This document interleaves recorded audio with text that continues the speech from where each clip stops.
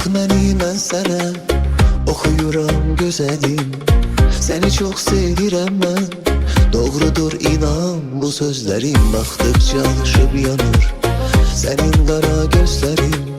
Sevirəm, sevirəm səni, gözəlim çiçeğim, canım mənim.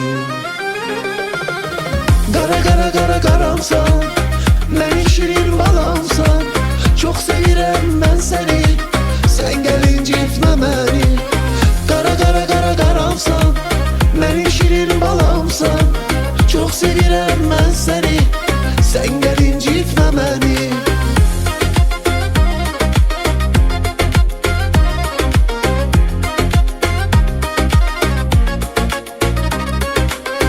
Kederim sevicimsən, mənim gözəl gülümsən. Sevirsən mi məni sən, cavab deyib gözləyirəm mən. Qırma könül nəğməmi, ay qız incitmə məni. Yaşayamam mən sənsiz, dinlə mənim nəğməmi, nəğməmi. Qara qara qara qaramsan, mənim şirin